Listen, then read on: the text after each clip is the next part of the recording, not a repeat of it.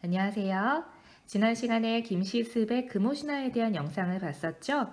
우리 친구들 중에 금오신화에 대해 호기심이 생겼거나 금오신화에 대해 더 깊이 연구해보고 싶은 학생들은 개인적으로 심화 연구를 한 다음 자유롭게 탐구보고서를 작성해서 문학 A 선생님께 제출해주기 바랍니다. 제출한 보고서를 참고해서 생활기록부에 특기사항을 입력하도록 하겠습니다. 오늘은 김시습의 금오신화에 수록되어 있는 5편의 한문 소설 중 두 번째 이야기죠. 죽음을 초월한 남녀간의 구슬픈 사랑 이야기 이생규장전을 함께 만나러 가보겠습니다. 줄거리 애니메이션을 잠깐 보고 시작할게요. 이생규장전 김시습. 개성에 사는 이생은 글 공부하러 갈 때마다 최 씨의 집을 지나쳤다. 최 씨의 집 단밖에는 수양버들이 있었는데 이생은 그 밑에서 잠깐씩 쉬었다. 어느 날 담장 안이 궁금해진 이생은 그 안을 엿보았고 담장 너머에서 시를 읊고 있는 최 씨를 보게 되었다. 첫눈에 최 씨에게 호감을 느낀 이생은 자신의 마음을 담아 시를 짓고 이를 기와 조각에 매달아 담장 안으로 던졌다. 최 씨도 이생의 마음을 깨닫고 좋아하는 감정을 느끼게 되었다. 두 사람은 시를 주고받으며 사랑을 키워나갔다. 이생의 행실을 수상하게 여긴 그의 아버지가 이생을 지방으로 보내자 최 씨는 그만 상사병을 앓게 되었다. 사정을 알게 된 최 씨의 부모는 자기 딸을 위해 이생의 부모를 설득하고 최 씨와 이생은 마침내 혼례를 올렸다. 그러나 행복도 잠시. 홍건적이 개성을 침입하는 사건이 발생하면서 산골로 도망가던 이생과 최 씨는 이별하게 되었다. 이생은 겨우 목숨을 건졌지만 최 씨는 도적의 손에 죽고 만 것이다. 도적이 물러간 뒤 집으로 돌아간 이생은 최 씨가 죽었음을 알게 되고 눈물을 흘리며 탄식하였다. 그런데 이생에게 거짓말 같은 일이 일어났다. 슬픈 마음을 가누지 못하던 그의 앞에 죽은 최 씨가 생전 모습 그대로 나타난 것이다.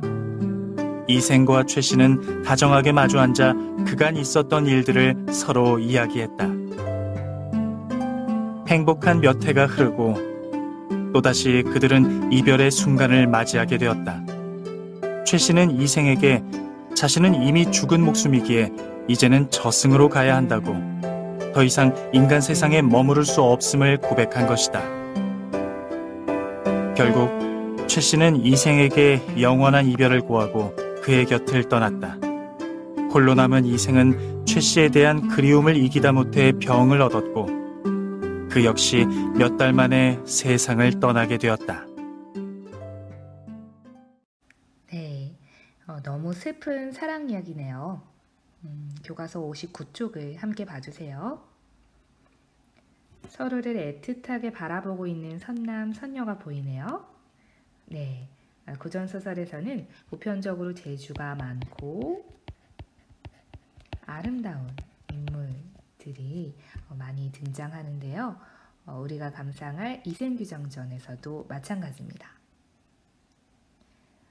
그리고 모든 삶이 그러하듯이 이들의 운명도 평탄하지 않습니다. 이 둘 사이를 가로막는 장애물들이 등장하죠. 첫 번째 시련은 집안의 반대.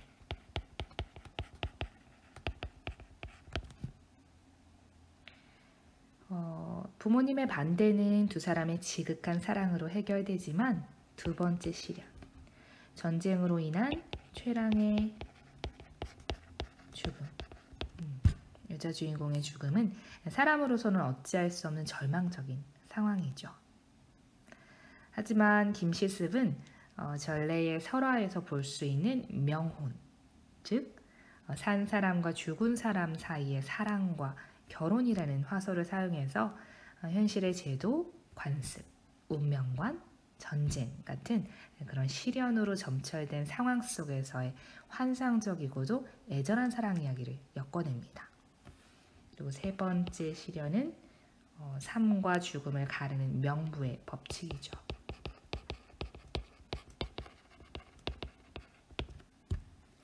자, 이 남자 주인공이 이생이고요. 이 여자 주인공이 최랑입니다. 이쁘네요. 서로가 아주 서로를 사랑하는 그런 눈빛으로 바라보고 있습니다. 자, 제목 한번 볼게요. 이생 규장전. 이생 규장전. 이생은 바로 똑똑하고 집안 좋은 남자 주인공을 의미하고요. 규장은 엿볼 규자의 담장이에요. 이건 뭔가요? 담장을 엿본다는 의미죠. 종합하면 이생이라는 사람이 담장 너머를 엿보는 이야기라고 할 수 있습니다. 그 담장 너머에는 바로 이 아름다운 최랑이라는 여인이 있었고요. 여주인공은 순옥희와 시서에 능한 아름다운 여인 최랑입니다. 우리 교과서에서는 최씨라고만 되어 있을 거예요. 자, 그럼 작품 속으로 함께 들어가 볼게요. 교과서 60페이지를 펴주세요. 김시습의 이생규장전 함께 보도록 하겠습니다. 지문으로 들어가기 전에 잠깐 작품 정리 해보도록 할게요. 작품의 구성을 좀 살펴볼 거고요. 그리고 이 작품의 포인트죠. 만남, 이별의 구조를 좀 파악해 보도록 하겠습니다. 그리고 나서 지문을 함께 감상할게요. 작품의 구성, 소설의 5단 구성을 취하고 있네요. 발단, 전개, 위기, 절정, 결말. 자, 이 작품은 홍건적의 난을 기점으로 해서 전반부와 후반부로 나눌 수 있습니다. 전반부와 후반부로 나눌 수 있어요.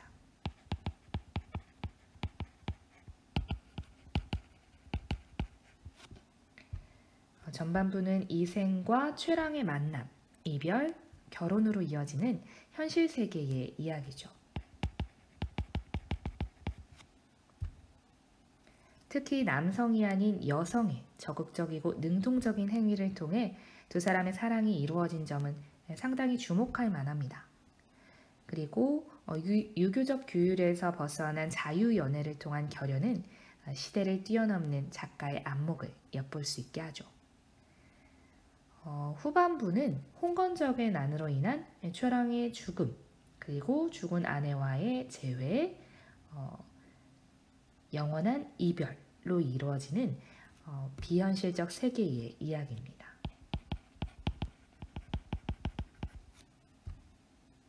죽은 아내의 환신과 사랑을 나눈다는 내용은 비현실적이고 황당한 이야기이기는 하지만 세계의 횡포, 전쟁, 운명 이런 거에 맞서는 인간의 사랑에 대한 강한 의지를 형상화했다는 점에서 큰 의의가 있습니다. 자, 그 다음 만남과 이별의 구조를 좀 파악해 보도록 할게요.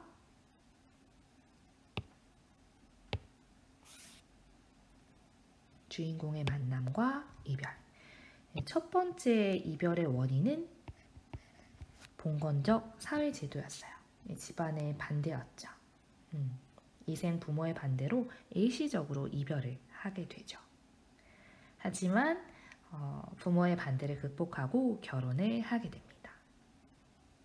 그 다음 두 번째 이별의 원인은 홍건적의 난이죠. 즉 전쟁이 일어납니다. 이런 홍건적의 난으로 인해서 최랑이 갑작스럽게 죽임을 당하게 되죠.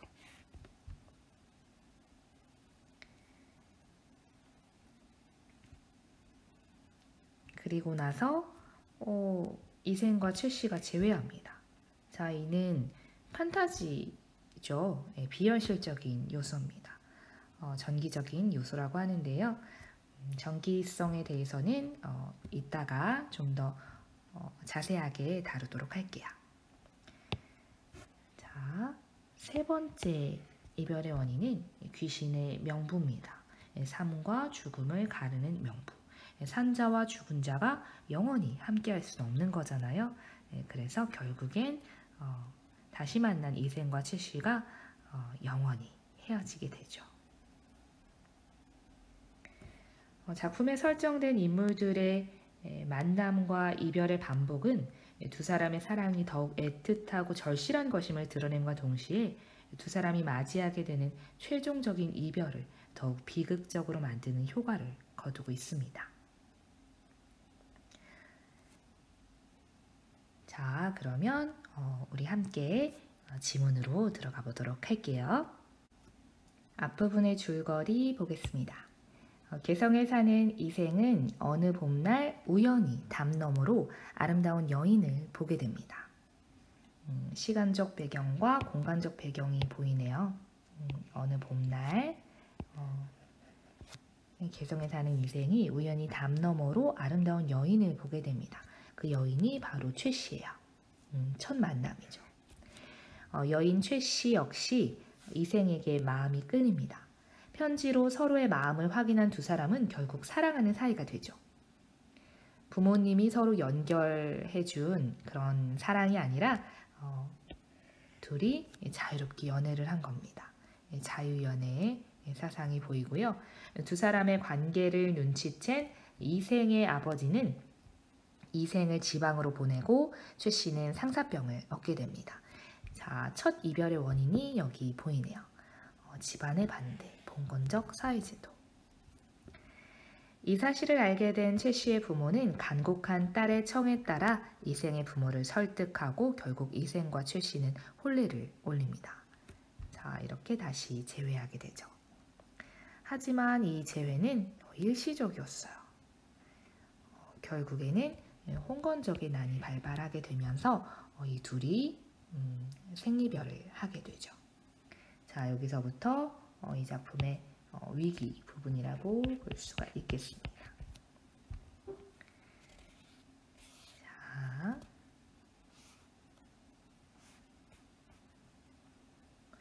신축년의 홍건적이 고려의 서울인 개석을 점령하자 임금은 복주로 피란을 갔다.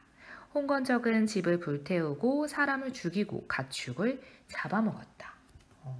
홍건적의 어떤 전쟁의 무자비함, 그런 횡포, 이런 것들을 얘기하고 있네요. 백성들은 부부, 친척들끼리도 서로를 보호하지 못하고 이리저리 달아나 숨어버렸대요. 피란을 떠나는 거죠. 난리를 피해서 그렇죠? 피란을 떠납니다. 자, 달아나 숨은 채 각자 자기 살기를 도모해야 하는 처지가 되었다. 뿔뿔이 흩어지게 됩니다. 이산의 슬픔을 겪게 되는 것이죠. 이생도 가족들을 데리고 외진 산골로 숨었는데 도적 한 명이 칼을 빼들고 그들의 뒤를 쫓아왔다. 이생은 달아나 겨우 목숨을 건졌지만 최씨는 도적에게 사로잡히고 말았다. 두 번째 이별의 원인이에요. 뭔가요? 홍건적의 낫 전쟁입니다. 도적이 자신을 겁탈하려 하자 최씨는 크게 꾸짖으면서 말했습니다. 호기야, 나를 죽여 삼켜버려라.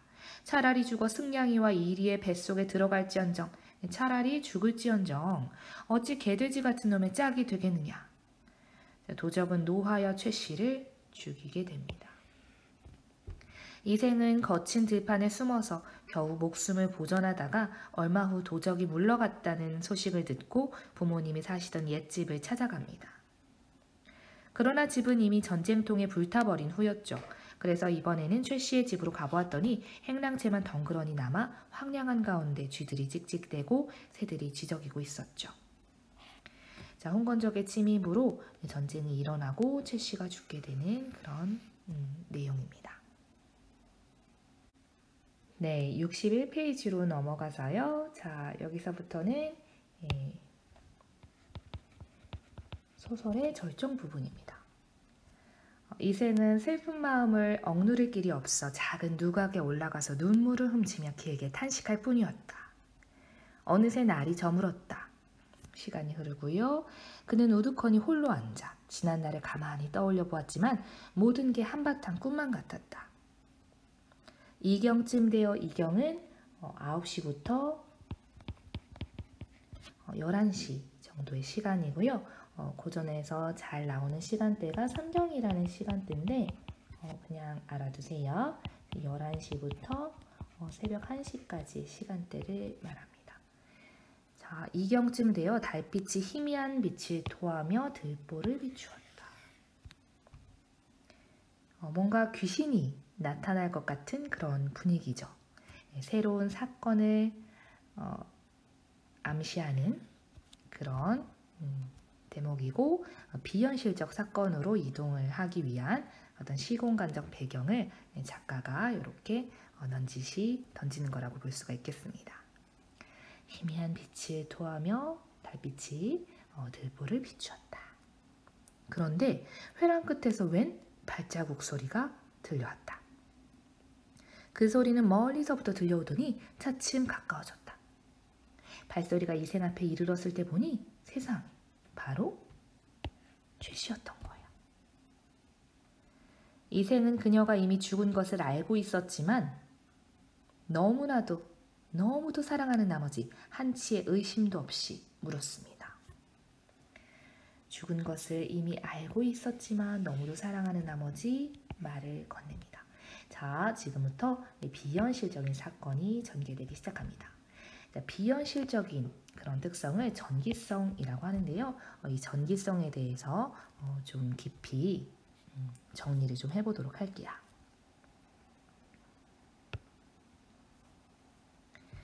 자, 작품의 전기적 특성 및 기능 정리할게요. 자, 전기성이라는 것은 기이한 것을 전하는 특성이라는 거예요. 중국 당나라 때의 작품명에서 유래했는데요. 현실적으로 믿기 어려운 괴기하고 신기한, 기이한 그런 내용들을 중심으로 전개가 되고요. 현실적인 인간 세계를 벗어나서 천상과 용궁 이런 것들을 배경으로 하면서 초인적인 능력을 발휘하는 인간이나 자연물이 등장합니다. 자, 이런 전기성이 이생규장전에 잘 드러나 있는데요. 볼게요. 자, 이 작품의 전기적 특성. 죽은 최씨가 이생과 재회하면서 사랑을 나누는 등의 비현실적인 사건이 전개된다는 점. 자, 이런 부분에서 우리는 전기성 발견할 수 있고요. 자, 이 전기적 특성의 기능. 자, 4가지 정리할게요.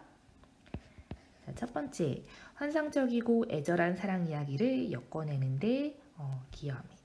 자, 두 번째, 귀신과 사랑을 나누죠. 만남과 이별을 통해 이야기의 서사적 긴장감을 부여합니다. 자, 세 번째, 죽음을 초월한 남녀 간의 사랑 이야기라는 주제의식을 효과적으로 부각하는 기능이 있습니다.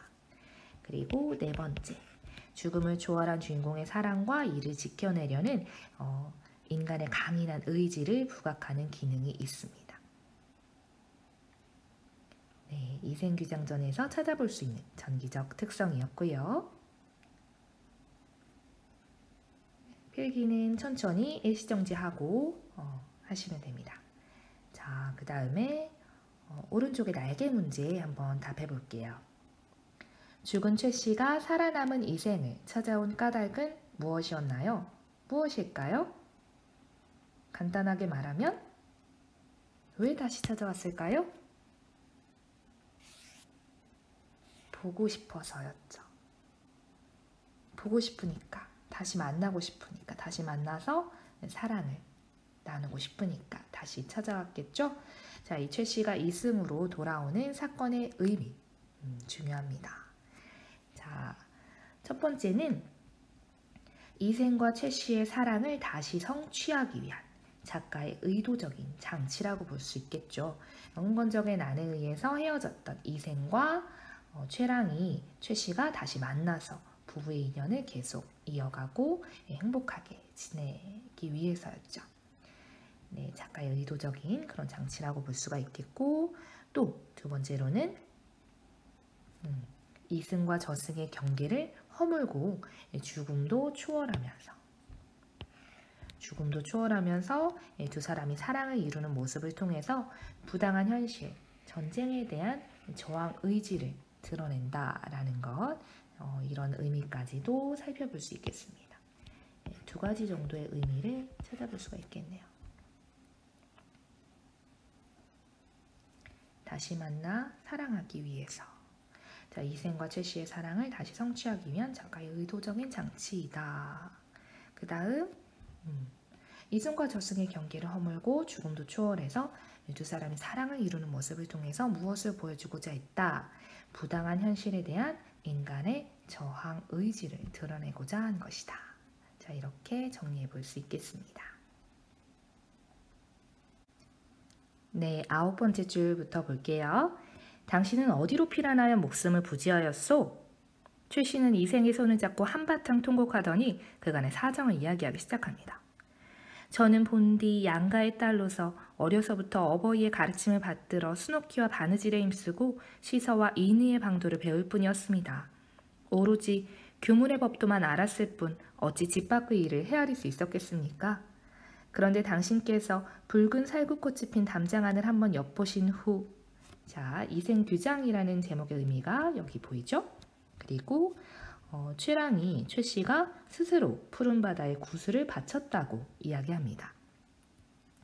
최 씨가 어떻게 사랑을 이뤄낸 거죠? 적극적으로, 주체적으로, 적극적으로 사랑을 이뤄낸 최 씨의 성격이 보이고요. 꽃 앞에서 한번 웃고는 평생의 은혜를 맺었고 휘장 안에서 다시 만났을 때는 부모님의 반대를 무릅쓰고 극복하고 결국엔 다시 만나서 결혼을 했을 때는 은혜로운 정이 100년을 넘칠 것 같았지요. 말이 여기에 이르고 보니 슬프고 부끄러워 견딜 수가 없군요. 장차 평생을 함께하려고 했는데 뜻밖의 횡액을 만났죠. 그 뜻밖의 횡액이 무엇이었나요? 뜻밖의 횡액이 홍건적인 아니었죠? 전쟁이었어요. 구덩이에 뒹굴게 될 줄 어찌 생각이나 했겠습니까? 그러나 저는 끝까지 짐승 같은 놈에게 몸을 내맡기지 않고 스스로 진흙탕에서 육신이 찢기는 길을 택하였지요. 절개를 지키기 위해서 죽음을 선택한 그런 지조 있는 여성의 행동을 보여주고 있고요. 그건 천성이 저절로 그렇게 한 것이지 인정으로야 차마 견딜 수 있는 일이 아니었답니다. 외진 산골짜기에서 당신과 헤어진 후로 짝을 잃고 홀로 날아가는 새의 신세가 된 것이 너무 한스러웠습니다. 이생과 헤어진 자신의 처지를 이런 홀로 날아가는 새, 짝을 잃고 홀로 날아가는 새의 신세라고 빗대어 표현을 했네요. 집도 없어지고 부모님도 돌아가셨으니 고단한 혼백조차 의지할 곳이 없었지만 저리는 귀중하고 목숨은 가벼우니 절개와 의리가 목숨보다 귀중하다라는 그런 유교적 세계관이 보이고요. 쇠전한 몸뚱이를 망정 치욕을 면한 것만으로도 다행이라 생각했지요. 하지만 누가 마디마디 끊어져 재처럼 식어버린 제 마음을 불쌍히 여겨주겠습니까? 그저 조각조각 끊어진 썩은 창자만 모아두었을 뿐 해골은 들판에 던져졌고 간과 쓸개는 땅바닥에 버려져 흙먼지를 뒤집어 쓰고 있지요. 아무도 장사 지내주는 사람도 없었어요. 가만히 지난날의 즐거움을 헤아려 보기도 하지만 오늘의 근심과 원한만이 마음에 가득 차버렸습니다. 원통한 그런 최랑의 마음을 이렇게 토로하네요. 네, 이런 최 씨의 대사에서 우리는 알 수 있습니다. 최 씨의 성격과 가치관을 파악할 수 있거든요. 자, 잠깐 정리할게요. 네, 최 씨의 성격과 가치관 정리하겠습니다. 네, 최 씨가 어떤 행동을 하나요? 이생을 만나서 사랑하게 되죠. 이생의 부모가 많이 반대를 하지만 부모의 반대를 극복하고 결국엔 혼례를 올립니다.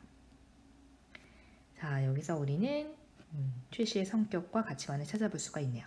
적극적이고 아주 주체적이고 진취적인 애정관을 지닌 그런 좀 신여성의 이미지 라는 거 알 수 있고요.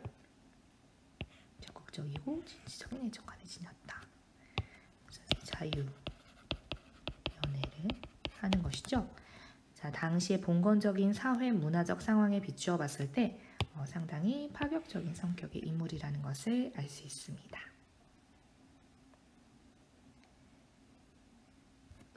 자, 그러면 교과서 62페이지로 함께 넘어갈게요.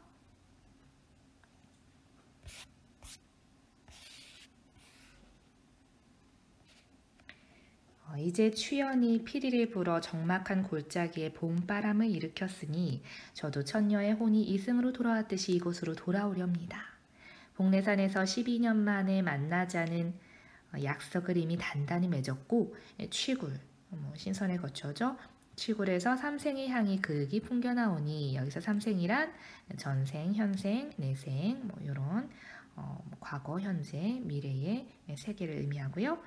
그윽이 풍겨나오니 그동안 오래 떨어져 있던 정을 되살려서 옛 맹세를 저버리지 않겠다고 약속하겠어요. 만약 당신이 아직도 옛 맹세를 잊지 않으셨다면 저는 끝까지 잘해보고 싶어요.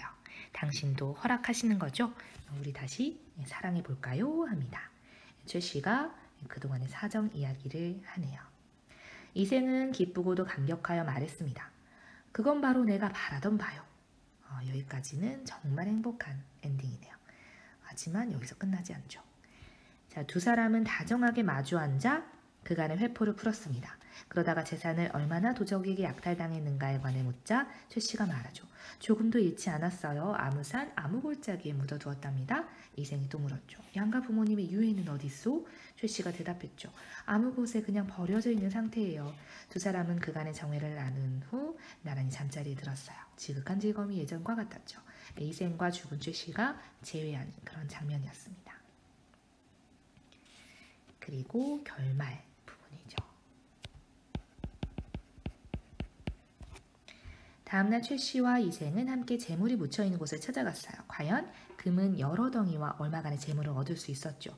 그들은 또 양가 부모님의 유고를 수습하고 금과 재물을 팔아 각각 오관산 기슭에 합장하였어요. 묘소에 나무를 심고 제사를 드려 예를 극진히 갖추었죠. 생육신인 그 김시습의 유기적인 그런 가치관 이런 것들이 잘 보이는 그런 대목들입니다. 유기적 도리인 효를 실천하는 그런 모습이네요. 자, 그리고 상당히 사건이 빠르게 전개됩니다. 어디서부터 여기서부터 여기까지. 그 뒤 이생은 벼슬을 구하지 않는다. 양반이지만 벼슬을 하지 않고 그냥 초야에 묻혀 지내는 그런 선비를 배옷을 입은 선비라고 해서 이제 포의지사라고 하고요. 최 씨와 함께 살았다. 목숨을 구하고자 달아났던 종들도 다시 스스로 돌아왔고요. 이생은 이때부터 인간사에 게을러져서 비록 친척이나 손님들의 기륭사에 할애하고 조문해야 할 일이 있더라도 문을 걸어 잠그고 밖으로 나가지 않았어요. 문을 걸어 잠그고 밖에 나가지 않는 것을 두문불출이라고 하죠. 그는 항상 최 씨와 더불어 시를 지어 주고받으며 금실 좋게 행복한 시간을 보냅니다. 그렇게 몇 년이 흘러갔습니다. 자, 이생이 인간사와 인연을 끊고 최 씨와 행복한 시간을 보내고 있습니다. 자, 이 부분 상당히 시간이 빠르게 흘러간 것을 알 수가 있는데요. 서술자가 상당히 요약적으로 제시를 하죠. 이생이 속세와 인연을 끊고 최 씨와 행복하게 지내는 그런 기간을 상당히 짧게 압축적으로 제시를 하고 있는 부분입니다. 어느 날 저녁 최 씨가 이생에게 말합니다. 3번이나 좋은 시절을 만났지만 호시절이라고 하죠. 좋은 시절. 3번이나 좋은 시절을 만났지만 세상 일은 뜻대로 되지 않고 어그러지기만 하네요. 즐거움이 다하기도 전에 갑자기 슬픈 이별이 닥쳐오니 말이에요. 즐거움이 다하면 슬픔이 찾아온다는 흥진비례. 여기서 할 수 있는 말이겠네요. 그러고는 마침내 오열을 합니다. 이생은 깜짝 놀라서 물었죠. 정말로 행복했는데 왜 이렇게 울고 있는 걸까요?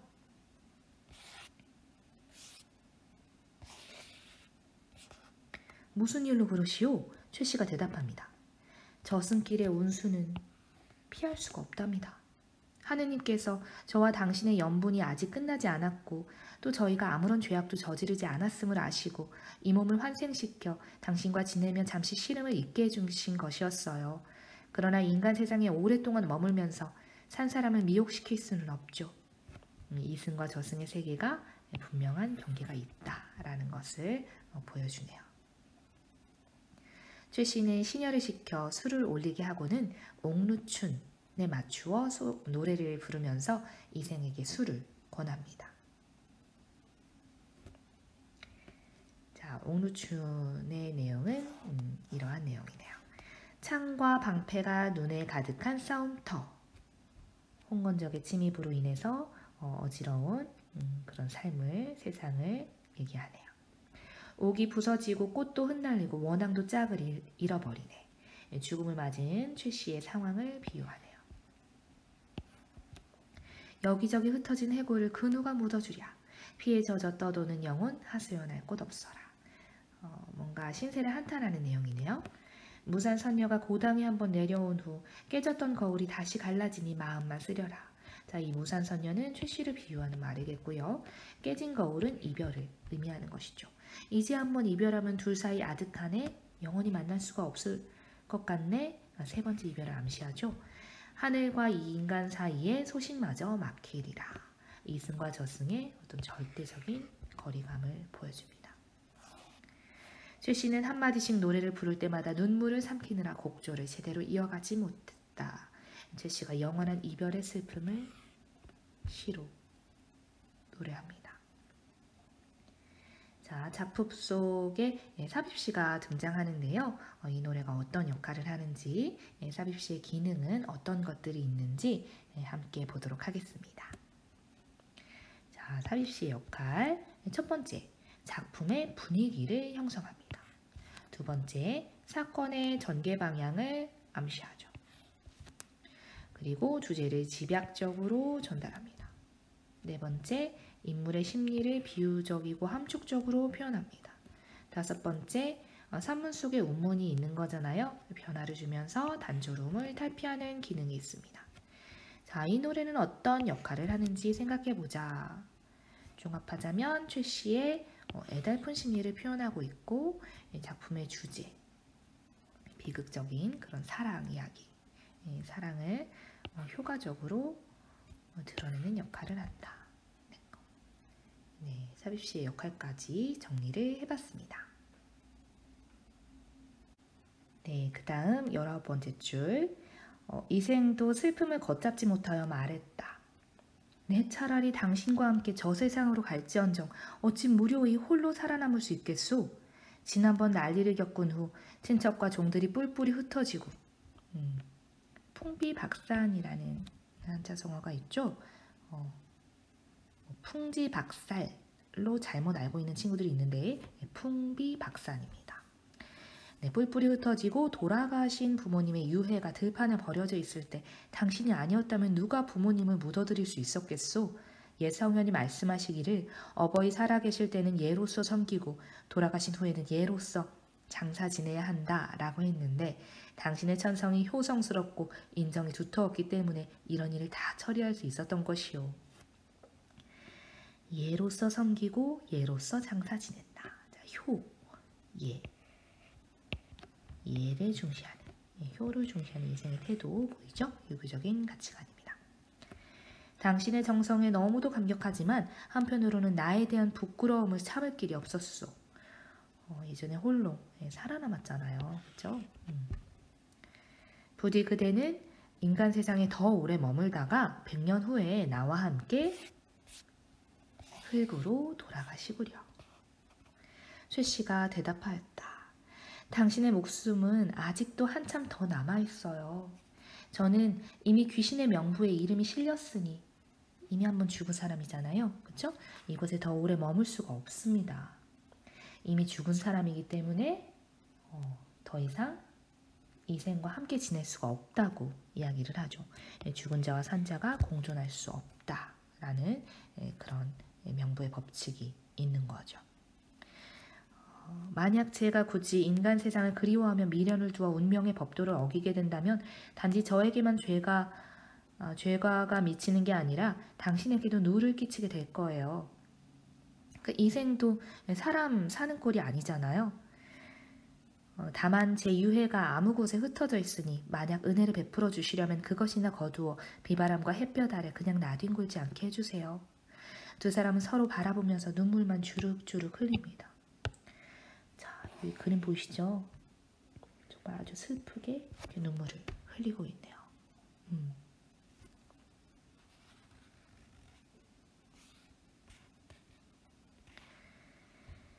두 사람은 서로 바라보며 눈물만 줄줄 흘렸어요. 서방님, 부디 몸 건강하세요. 말을 마친 최 씨의 자취가 점차 희미해지더니 마침내 흔적도 없이 사라져버립니다. 작품의 전기성을 확인할 수 있는 그런 부분이죠. 이생은 그녀의 유고를 거두어 부모님 무덤 곁에 묻어주었다. 장사를 지낸 뒤 이생도 최 씨와의 추억을 생각하다가 병을 얻어 몇 달 만에 세상을 떠나고 말았다. 최 씨에 대한 지극한 사랑을 보여주는 대목이죠. 이 이야기를 들은 사람마다 애처로워하며 그들의 저리를 사모하지 않은 이가 없었다 라고 마칩니다. 설화적 기법을 사용하면서 그랬다더라 하면서 여운을 남기면서 끝내네요. 최 씨가 이승을 떠나고 이후에 이생도 곧 세상을 떠나게 됩니다. 네, 이렇게 이생규장전 함께 감상해 봤습니다. 작품 정리를 간단하게 해볼게요. 네, 갈래는 전기 소설, 전기성이 보이는 그런 소설이었고요. 판타지 소설이라고 보시면 되겠네요. 비현실적인 요소가 보이는 작품이었습니다. 전기 소설이고, 그리고 김시습의 금오신화 중 두 번째 작품 이생규장전, 한문으로 쓰인 소설이고, 한문 소설이고, 그리고 사랑 이야기, 뜨거운 사랑 이야기, 염정 소설이고, 그리고 귀신과 사랑을 나눈다는 그런 명혼 소설이라고 볼 수가 있겠습니다. 성격은 전기적이고 낭만적이고 비극적인 성격을 보이고요. 배경은 고려말, 고려의 개성을 공간적 배경으로 삼고 있습니다. 주제는 죽음을 초월한 남녀간의 애절한 사랑 이야기였고요. 자, 특징 5가지 정도 정리할게요. 첫 번째, 현실의 제도, 전쟁, 현실의 어떤 봉건적 제도, 전쟁, 운명과 대결하는 인간의 의지, 강인한 의지가 드러나고요. 산 사람과 죽은 사람 간의 사랑을 다룬 부분의 전기적 특성, 비현실적인 요소가 드러나고요. 그리고 삽입시를 활용해서 등장인물의 심리를 효과적으로 전달하고 있고요. 만남, 이별을 반복하는 구조로 사건이 전개된다라는 점, 그리고 인과 관계가 뚜렷이 나타난다라는 점, 그런 것이 특징입니다. 그리고 마지막으로 유불선 사상이 혼재되어 나타난다라는 것.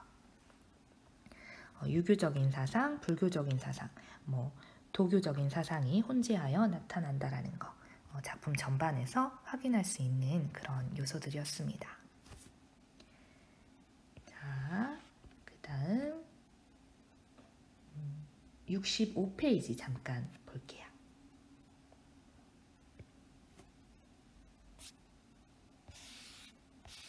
65페이지에 1번 문제만 온라인 수업 때 해보도록 하겠습니다. 자, 이생규장전을 감상하고 다음 활동을 해보자. 이 작품의 주요 사건을 다음과 같이 정리해보자. 자, 홍건적에 의해 최 씨가 죽음을 당하죠. 그 다음 이생과 최 씨가 다시 만나게 됩니다. 재회하죠. 다시 만나서 뜨겁게 사랑합니다. 그러면서 수년간 같이 지내죠. 그러다가 다시 최 씨가 저승으로 떠납니다.